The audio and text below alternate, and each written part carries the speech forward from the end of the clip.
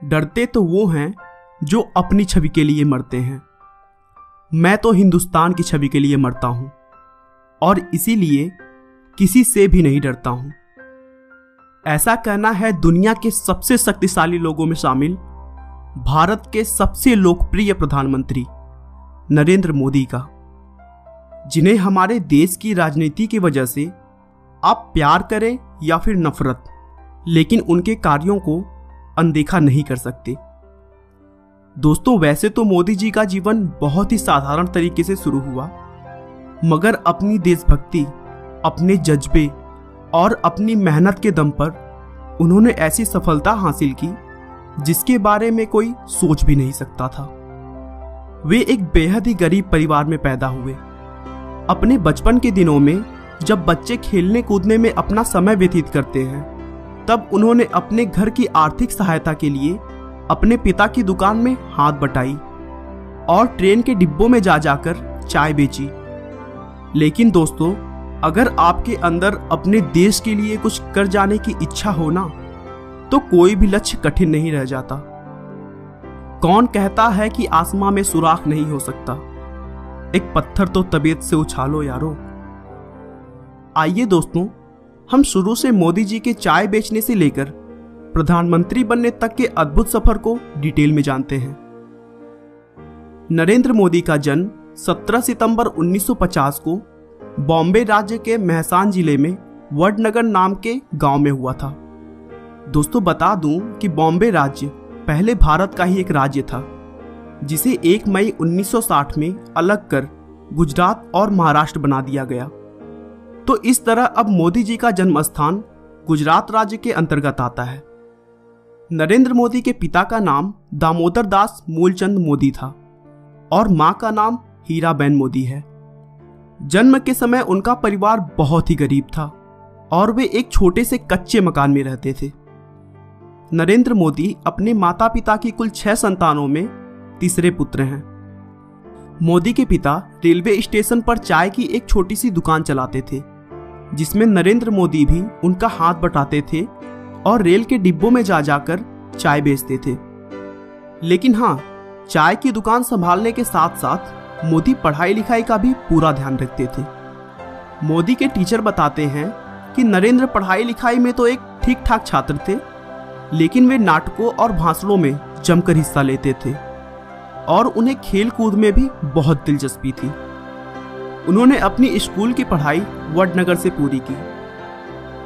सिर्फ 13 साल की उम्र में नरेंद्र मोदी की सगाई यशोदाबेन चमनलाल के साथ कर दी गई और फिर 17 साल की उम्र में उनकी शादी हो गई।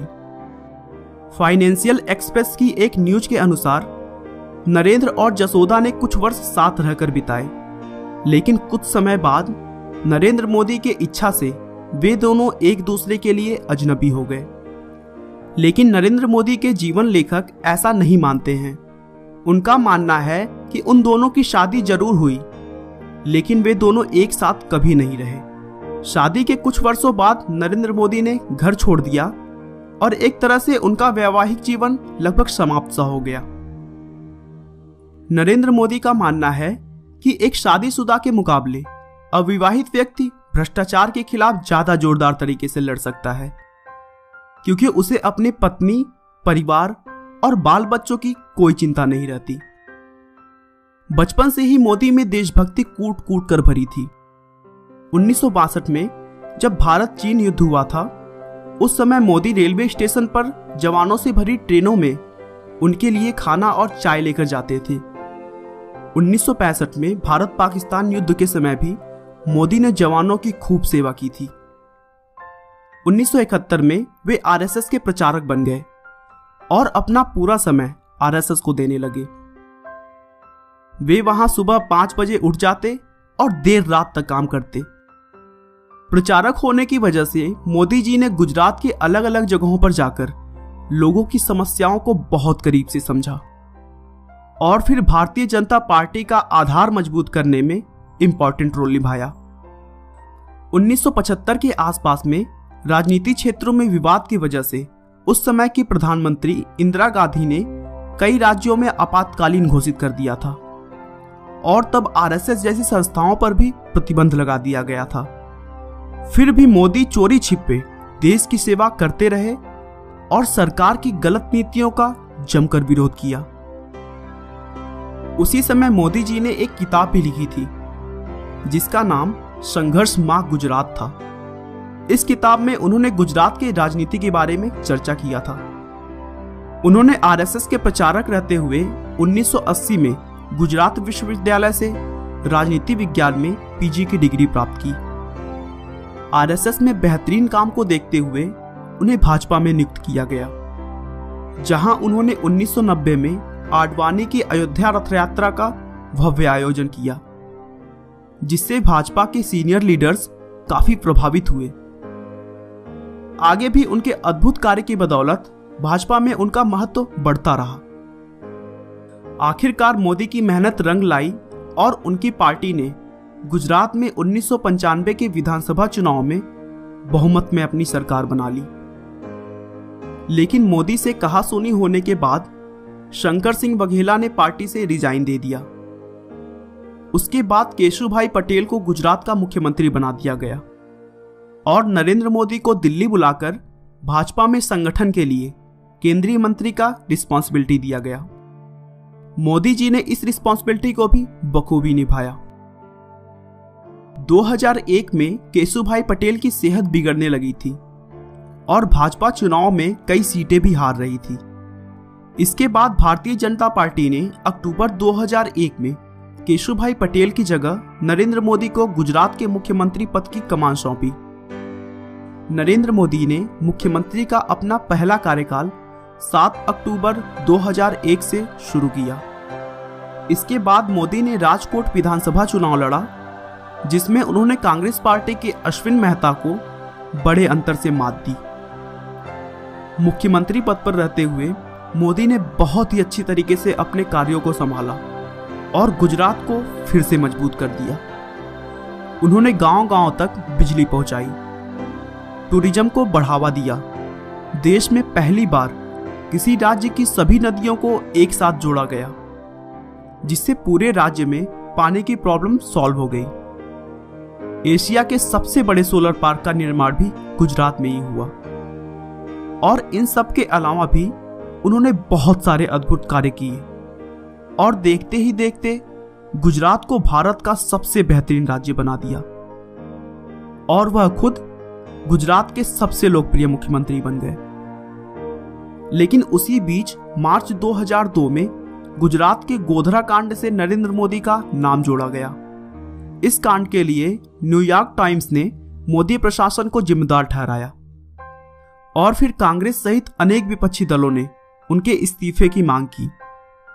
दोस्तों, गोधरा कांड में 27 फरवरी 2002 को गुजरात के गोधरा नाम के शहर में रेलवे स्टेशन पर साबरमती ट्रेन के S6 कोच में आग लगाए जाने के बाद 59 लोगों की मौत हो गई थी, जिसके बाद पूरे गुजरात में सांप्रदायिक दंगे होना शुरू हो गए और फिर 28 फरवरी 2002 को गुजरात के कई इलाकों में दंगा बहुत ज्यादा भड़क गया, जिसमें 1200 से अधिक लोग मारे गए।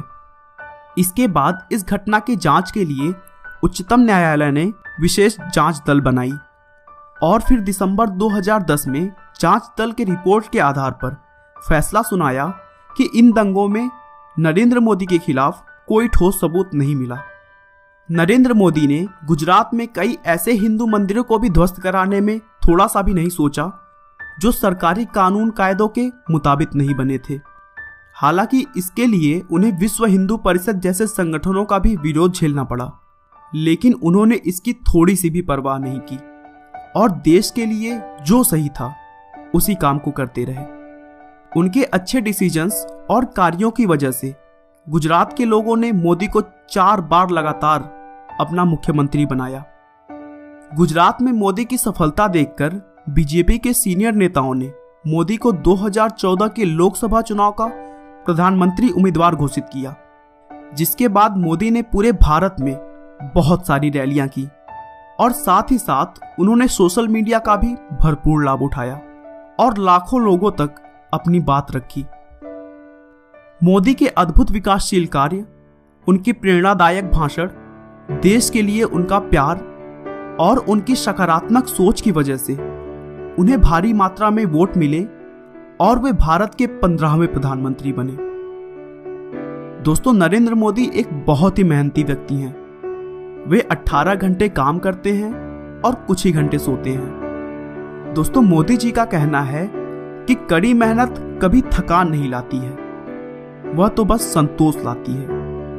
नरेंद्र मोदी शुद्ध शाकाहारी हैं और नवरात्र के 9 दिन उपवास रखते हैं।